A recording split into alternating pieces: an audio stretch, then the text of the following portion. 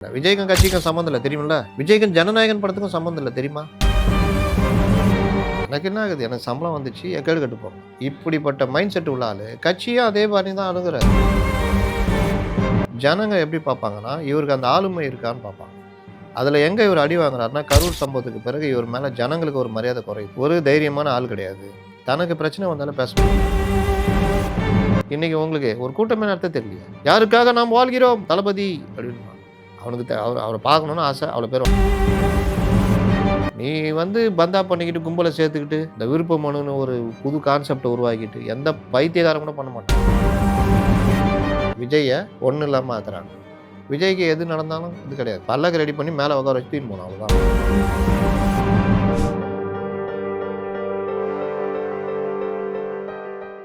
டேக்கு நேயர்களுக்கு வணக்கம். இன்றைய நேர்காணலுக்காக நம்மோடு இணைந்திருக்கிறார் அரசியல் விமர்சகர் திரு முத்தலீஃப் அவர்கள். வணக்கம் சார். வணக்கம். 2021ஆம் ஆண்டு தேர்தல் எடுத்துக்கிட்டோம்னா திமுகவினுடைய வெற்றி அவங்க தேர்தல் அறிக்கைகளாக கொடுத்தாங்க இல்லையா, அதை பேஸ் பண்ணி தான் அவங்களுடைய வெற்றி ஓகே வந்தா பண்ணுவாங்க போலங்கிற ஒரு அடிப்படையில் பண்ணாங்க.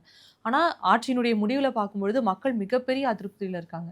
இது அப்படியே எதிரொலிக்கும் இல்லையா அந்த ரிசல்ட்? கண்டிப்பாக எதிரொலிக்கும். நீங்கள் 2021 தேர்தல் அறிக்கையில் இவர்கள் 14-15% கூட நிறைவேற்றலை அப்படின்றதான் அன்புமணி போன்றோர் புக்கே போட்டு கொடுத்துட்டாங்க.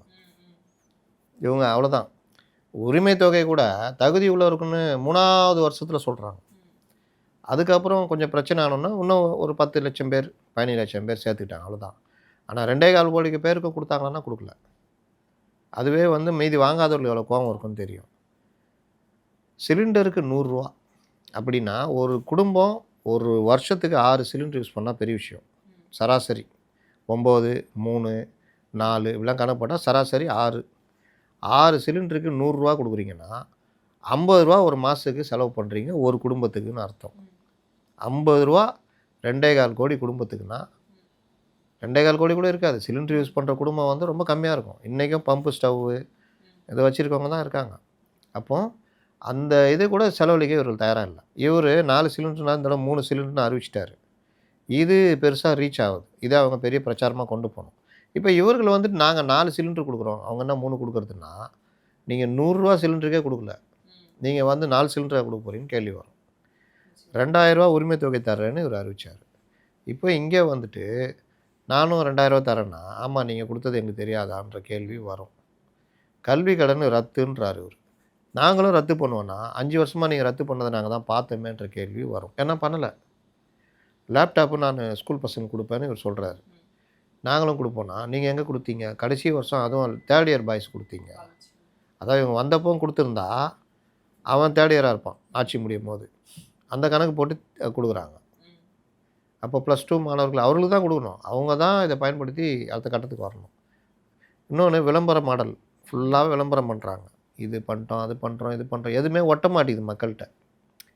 இவங்க சொல்கிற எதுவுமே திடீர்னு ஒரு 10,000 பெண்களை கொண்டு உட்கார வச்சுட்டு புதுமை பெண்கள் அதுன்னு நடத்துகிறாங்க. அது எத்தனை பேர் பார்க்குறாங்க? யூடியூப்பில் கூட யாரும் பார்க்க மாட்டேங்கிறாங்க. அது பெருசாக ரீச் ஆகுதானா ரீச் ஆகலை. ஆனால் இதை வச்சுக்கிட்டு ஒரு கூட்டம் பொழைச்சிக்கிட்டு இருக்குது. கான்செப்ட் அப்படின்னு வச்சுக்கிட்டு ஸ்ட்ராட்டஜி டீம் ஒன்றுக்கு எவன் ஸ்ட்ராட்டஜின்னு போனாலும் சரி, அந்த பக்கம் ஸ்ட்ராட்டஜின்னு சொல்லிட்டு இப்போ நீங்கள் கூட ஸ்ட்ராட்டஜி துண்டை போட்டு இழுத்துருவாங்க. என்ன ஏதோ ஸ்ட்ராட்டஜின்னு சொன்னீங்க? இல்லைங்க நான் இது பண்ணேன். வாங்க சைன் பண்ணிக்கலாம் அப்படின்னு நீங்கள் எதாவது சொல்லுங்கள். அப்படி ஆயிடுச்சு. யாராவது ஒருத்தட்ட ஸ்ட்ராட்டஜி பேசுகிறான்னா அவனை பிடிச்சி எடுத்து போட்டுது. அது மாதிரி கிட்டத்தட்ட 7-8 ஸ்ட்ராட்டஜி டீம் இருக்குது. அவனுக்கு என்ன தெரியும்? இப்போ கம்ப்யூட்டரும் ஒரு 5 பேரும் இருந்தால் போதும், அவன் ஒரு ஸ்ட்ராட்டஜி டீம் ஆயிடுறான். நம்மளை மாதிரி ஆள்கிட்ட கேட்குறான், சார் இது என்ன சார், இது எப்படி சார், இது அப்படி இந்த மாதிரி தான். ஒன்றுமே தெரியல, ஆனால் ஸ்ட்ராட்டஜி டீம்ன்றாங்க. ஒரு 90 இப்போ நான் அடுக்கினேன், இத்தனை எலெக்ஷன் அடுக்கினேன். அதில் ஏதாவது ஒரு எலெக்ஷனில் என்ன நடந்துச்சுன்னா தெரியாது. நான் இன்னும் 52லேருந்து வரல. அப்போ 52, 57 என்ன நடந்தது? எம்ஜிஆர் எப்படி உருவானார்? எதுவுமே தெரியாமல் நீங்கள் இந்த பிரசாந்த் கிஷோர் தந்தி டிவி பேட்டியில் இல்லை நீங்கள் சொல்கிற மாதிரி இல்லையா 91 வேறு இல்லை அவ்வளோ அரசியல்லாம் எனக்கு தமிழ்நாட்டை பற்றி தெரியாது. ஆனால் அவர் தமிழ்நாட்டுக்கான ஸ்ட்ராட்டஜிஸ்ட். அவர்கிட்ட கூட இருந்தவர் கூட்டிகிட்டு வந்தவர் இன்றைக்கி அவர் ஒரு ஸ்ட்ராட்டஜிஸ்ட். எப்படி கூட்டிகிட்டு உங்கள்கிட்ட பணம் இருக்குது, நீங்கள் திமுகவுடைய பெரிய குடும்பத்தோடு பழகுறீங்க, அந்த பழக்கத்தை வச்சு பிரசாந்த் கிஷோரை கூப்பிட்டு வரீங்க. அவர் ஒன்றும் பெருசு இல்லை. அவரை கமலாசன்ட்ட போனால் அங்கே போனால் அவரை கூப்பிட்டு ஃபிக்ஸ் பண்ணுறீங்க. அங்கே ஒரு டீம் போடுறீங்க. ஜெயிக்கிற கட்சியை ஜெயிக்க வைக்கிறீங்க, அவ்வளோதான். இவர் இல்லாட்டினாலும் ஜெயிச்சிருக்கோம். 10 ஆண்டு திமுக இது இவர் என்ன பண்ணார் பிரசாந்த் கிஷோர்? முற்றிலும் ஆனால் ஜெயிச்சிருக்காது, கூட்டணி ஆட்சி வந்திருக்கும். அதை தான் பண்ணி கொடுத்தாரு பிரசாந்த் கிஷோர். எல்லாருக்கும் 6 சீட்னு டம்மி பண்ணனால திமுக தனி பெரும்பான்மையோட ஆட்சிக்கு வர மாதிரி இருந்துச்சு. இதே இவங்களுக்கு 10 அவங்களுக்கு 10 காங்கிரஸ்காரர்கள்லாம் கொடுத்துருந்தா ஒன்று தோற்றுருப்பாங்க, இல்லாட்டி கூட்டணி ஆட்சி வந்துற மாதிரி வந்திருக்கும். அது மட்டும் பிரசாந்த் கிஷோர் காப்பாற்றி விட்டார். இப்போ அதுவும் இல்லை. இப்போ அதில் இருந்து அந்த டீம் ஐபேக்னு டீம் ஆளுங்களை போட்டு பெண்ணுன்னு ஆரம்பித்து கொஞ்ச நாள் ஒர்க் பண்ணியிருந்தவர், அப்புறம் அந்த பெண்ணில் வந்து உதயநிதி கூட சண்டை போட்டு வெளியில் வந்து விசிகா வந்து இன்றைக்கி தாவேக்கால வந்துட்டு அவர் தன்னை ஸ்ட்ராட்டஜிஸ்ட்னு சொல்லிக்கிறார்.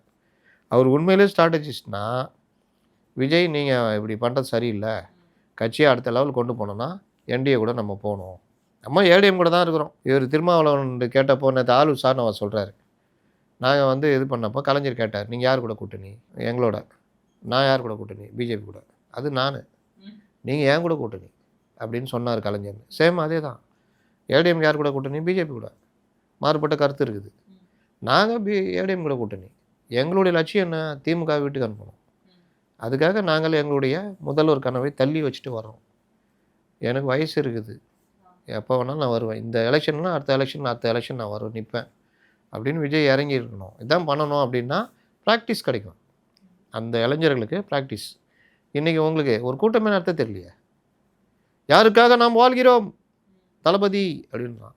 அவனுக்கு அவரை பார்க்கணுன்னு ஆசை, அவ்வளோ பேர் வந்துட்டான். நான் அந்த கண்டிஷன் போடுறேன், இந்த கண்டிஷன். எதுக்கு பொதுக்கூட்டம் நடத்துகிறீங்க? அந்த மாதிரி நடத்திட்டு போக வேண்டியதானே. நான் போட்டால் கீழே வந்து திட்டுறான். அவருக்கு பர்மிஷனே கொடுக்க மாட்டேங்கிறான். எடப்பாடி மட்டும் கொடுத்துட்டானா? இல்லை அண்ணாமலை கொடுத்தானா? நயினார் கொடுத்தானா? நீங்கள் பொதுக்கூட்டமாக போனீங்கன்னா உங்களுக்கு பர்மிஷனு, பொதுக்கூட்டம் வராருன்னு அங்கே பர்மிஷன் வாங்கி நேராக போய் பொதுக்கூட்டம் பேசிட்டு வந்துகிட்டே இருக்கலாம். ஜெகன்மோகன் ரெட்டி கல்யாணத்துக்கு போனார்ல, அப்போ நான் ஸ்தம்பிச்சு போச்சா சென்னை? இல்லை. எப்படி போனார்? காஞ்சிபுரம் பொதுக்குழு போனார், ஸ்தம்பிச்சா போச்சு? கூட ஏதாவது வண்டி வந்துச்சா? இல்லை. எல்லா தலைவர்களும் அப்படி தான். நீ வந்து பந்தா பண்ணிக்கிட்டு கும்பலை சேர்த்துக்கிட்டு இந்த விருப்ப மனுன்னு ஒரு புது கான்செப்டை உருவாக்கிட்டு எந்த பைத்தியகாரம் கூட பண்ண மாட்டான். இவர்கள் என்ன நினச்சிக்கிறாங்கன்னா, அதில் ஒரு கும்பல் சேர்த்துக்கிட்டா எல்லாரும் பாரு எவ்வளோ பேர், இதில் புதுசாக சேர்ந்த மூத்த பத்திரிகைலாம் 1,00,000 பேருக்கு முடிஞ்சிட்டாங்க. அதில் 1,00,000 பேர் 100 ரூபா கொடுத்து வாங்குறான்னா கட்சிக்கு வருமானம்.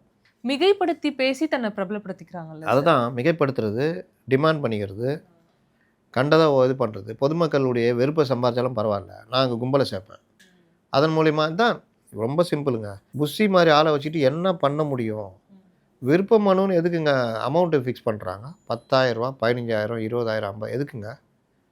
எம்எல்ஏக்கு நிற்கிற தகுதிக்கிறவன் அந்த காசை செலவு பண்ணி மனு வாங்குவான். மற்றவன் எதுக்கு? நமக்கு எதுக்குப்பா, நம்மளுக்கு நான் எம்எல்ஏ நிற்க போகிறோம், அது 10,000 ரூபா கொடுத்து பைத்தியமா நமக்கு, அப்படி போயிடுவான். ஆனால் நீங்கள் அதை அப்படியே உல்ட்டாவாக பண்ணுறீங்க. எப்படி பண்ணுறீங்க? 100 ரூபா. என்னடா 100 ரூபா? யாரும் மாவட்ட செயலாளர் கூப்பிட்டு சொல்லிடுறீங்க, எல்லாரையும் கூட்டிகிட்டு வா, எல்லாரையும் வாங்க வை. அப்போ அந்த காலனி முழுவதுமே ஒரு 12 செக்டார் எல்லா இடத்துலையும் வண்டியை விட்டு அவங்களுடைய அந்த இடம் பணக்காரர்கள் வசிக்கிறது இல்லை, தோட்டம், இரும்பு வேலி நல்லா போட்டு அழகாக அப்போ எல்லாத்தையும் கண்டம் பண்ணி அவங்க போய் எல்லாம் கிளம்பி இங்கே வந்து இவரை பார்க்க வர்றாங்க. யாரை? விஜயோ பப்புசியோ யாரையோ பார்த்து என்னங்க இப்படி பண்ணான்னு கேட்க வர்றாங்க. முடியலன்னு காண்டாகி பத்திரிகையாளர் சந்திக்கிறாங்க. அன்னைக்கு முழுவதுமே அந்த பகுதி மக்கள் உங்களுக்கு ஓட்டு போடுவானா? இந்த வேலையை பண்ணது என்ன லாபம்? 1,00,000 பேர் வரைக்கும் வாங்குகிறார்கள்னு பெருமையாக பேசிகிட்டு இருக்கிறாங்க. இவர்கள் எல்லோரும் அரசியல் பற்றி தெரியுமா தெரியலையான்னு எனக்கு தெரியல. 1,00,000 பேர் விருப்ப மனு வாங்கிட்டு போய் என்ன அதனால் என்ன பெருமையாக சொல்லிக்கலாம். 100 ரூபாய்க்கு விற்றா ரோட்டில் போகிறவங்க கூட வாங்குவான். இன்னும் என்ன சொல்லி விற்றீங்களா யாருக்கு தெரியும்? இதை வாங்கி இந்த படிவத்தை அப்படியே கொண்டு வந்து ஜனநாயகம் படம் அன்னைக்கு கொடுத்தேன்னா உனக்கு டிக்கெட்டு ஃப்ரீ, இல்லை பாதி விலை ஏதாவது இருக்கும்ல. இல்லை நீ வாங்கி வச்சிட்டுனா நாளைக்கு நீ தான் கட்சி உறுப்பினர்னா நாளைக்கு இந்த படிவத்தை நீ காமிச்சேன்னா வாங்கினவருன்ற முறையில் உனக்கு பஞ்சாயத்தில் இது கொடுப்பான். ஏதோ ஒன்று. உங்களுக்கும் இந்த கட்சிக்குமே சம்மந்தம் இல்லை, விஜய்க்கும் கட்சிக்கும் சம்மந்தம் இல்லை தெரியுமில்ல, விஜய்க்கும் ஜனநாயகன் படத்துக்கும் சம்மந்தம் இல்லை தெரியுமா? அதுக்கும் மௌனம் தான். ஆமாம். ஏன் இல்லாட்டி நீ கூப்பிட்டுங்க வா, தயாரிப்பாளுங்க வா, இது பாரு கட்சி ஆரம்பிச்சிட்டேன், என் லாஸ்ட் படம் பெருசாக பண்ணியிருக்கோம், படம் வரதுக்கு இல்லை தொல்லைலாம் கொடுப்பாங்க, நீ என்ன செய்கிற 60 நாளைக்கு முன்னாடியே சென்சாருக்கு ஏன்னா நான் மேலே முடிச்சு கொடுத்துட்டேன், போஸ்ட் ப்ரொடக்ஷன் ஒர்க்லாம் நீ அப்படி இப்படின்னு செப்டம்பரில் முடிச்சிட்டிங்க, வினோத் இங்கே வாங்க எல்லாம் முடிச்சிட்டிங்களா, படம் ரெடியாக இருக்குது, 60 நாளைக்கு முன்னாடியே சென்சாருக்கு அனுப்பிச்சிடுங்க, என்ன பிரச்சனை வந்தாலும் இந்த 60 நாளுக்குள்ளே முடிச்சிக்கலாம், கரெக்டாக நம்ம ஜனவரி ரிலீஸ் பண்ணால் லாபமாக வரும், உங்களும் கையை கடிக்காது, எனக்கும் இது பார்த்துக்குங்கன்னு சொல்லணும். ஆனால் இவர் என்ன பண்ணார்? எனக்கு என்ன ஆகுது, எனக்கு சம்பளம் வந்துச்சு, எக்கேடு கட்டு போங்க. இப்படிப்பட்ட மைண்ட் செட் உள்ள ஆளு கட்சியும் அதே மாதிரி தான் அணுகுறாரு. அப்போ என்ன ஆகுது, எதா பண்ணிட்டு போ, விருப்பம் பண்ணு. புஷி தான் முடிவு பண்ணுறாரு மாவட்ட செயலாளர்லாம். இத்தனைக்கும் ஒரு 2, 3 மாவட்டம் வந்தால் அவ்வளோ பிரச்சனை. இதுக்கு மறுநாள்லாம் வர வைக்கிறதுக்கு திட்டம் போட்டு வச்சுருந்தாங்க. 1,00,000 ஃபார்ம் அடித்து வச்சு இந்த மாதிரி கொடுக்கலாம். இதை ஒரு பெருசாக தான் இருக்கானே ரமேஷ். என்ன நடக்குது ரமேஷ், இப்போ தான் கிளம்பியிருக்கார் ரமேஷ். அப்புறம் என்ன ஆகுது, எல்லா தொண்டர்கள் வந்துக்கிறாங்க, 100 ரூபா எல்லாம் டிக்கெட் வாங்கி முண்டி அடிக்கிறாங்க. இப்படியே பண்ணிக்கிட்டே இருப்பான்ல, அவனுக்கு தேவை போட்டால் ஓடுது, எல்லாம் பார்க்குறான். இன்றைக்கி ஒரு ட்ரெண்டு யூடியூப்பில் இருக்குது. ஒழுங்காக பேசியிருந்தவங்க கூட இன்றைக்கி விஜய் ஆதரித்து பேச ஆரம்பிச்சிட்டான். அவன் விஜய் தனிப்பட்ட முறை கேட்டால் நீங்கள் வேறு நாங்கள் போங்கண்ணா அப்படின்றாப்புல. பின்ன ஏன் நான் பேசினா போதுண்ணா, அவங்கள கூப்பிட்டு பேசணும் வச்சுக்கிங்க, 30,000 பேர் பார்க்குறான். ஈசல் மாதிரி வந்துடுறாண்ணா. இவரை கூப்பிட்டு பேசினார் ஒரு ஆள் பாருங்கள், ஒரு கண்ணாடி போட்டு, அவர் பேர் நந்தகுமார். ஏதோ நேற்று பார்த்தீங்கன்னா அந்த ஆள் வாட்டில் டான்ஸ் ஆடிட்டு இருக்காரு. அந்த ஆங்கர் உட்காந்து பார்க்குறாங்க. ஆக்சுவலாக இதை யாராவது அனுமதிப்பாங்களா? ஏன் பண்ணுறாங்க? அந்த ஆளுக்கு என்ன கிறுக்குத்தனம் பண்ணாலும் பேஜ் போகுது. நடுவில் ஏதாவது கேட்டு அவர் அழுகுறாரு, அதை ஷார்ட்ஸ் போட்டால் நல்லா போகுது.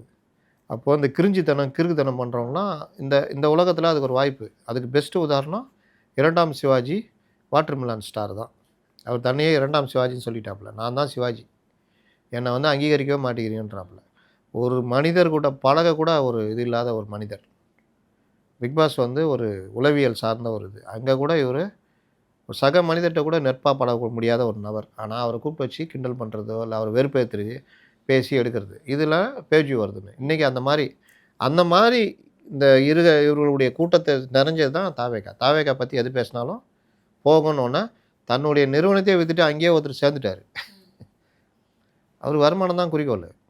அங்கேயே சேர்ந்துட்டு இப்போ அவர் என்ன பேசணும், யாரை கூப்பிட்டு பேசணும் அப்படியே சிலாகிச்சுக்கிறாங்க. 1,00,000 படிவம் எந்த கட்சியிலாம் வாங்கியிருப்பியா? 100 ரூபா விற்று எல்லாம் வாங்குவாயா? என்ன யூஸ் அதனால் அப்படின்னா அந்த வரவரும் கேட்க மாட்டார், அந்தாக்சரி பண்ணிக்குவாங்க.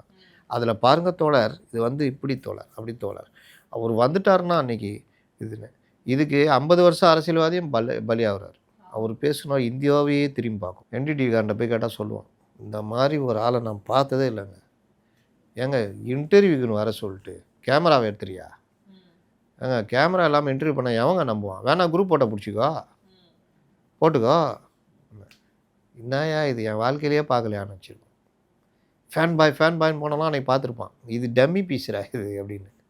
அப்போ இந்த மாதிரி பண்ணுற கட்சி, இந்த மாதிரி இவங்க எதை நினச்சிட்டு இருக்காங்கன்னா, அதே வெளிப்படுதில்ல. நாங்கள் பேசினால் 1 கோடி பேர் பார்க்கிறார்கள், அவர் பேசினால் 1000 பேர் தான்.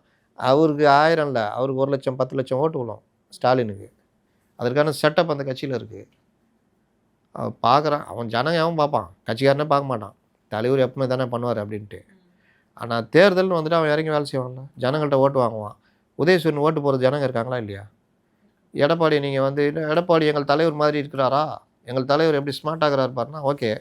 ஆனால் ரெட்டையிலையும் தேர்தல் வேலையும் கீழே தளபதிகள் ஒவ்வொரு மாவட்டத்தில் தொகுதியில் எப்படி தேர்தல் வேலை பார்த்த அனுபவத்தில் இருக்கானா இல்லையா?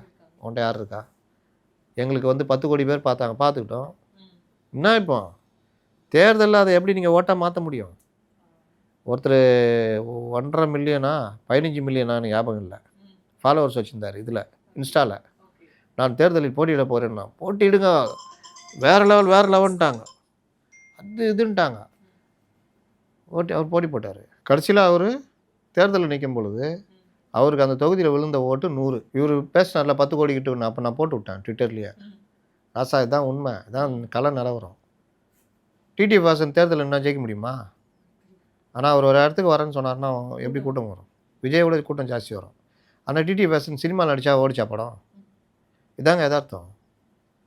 இது ரொம்ப பேருக்கு புரியாது.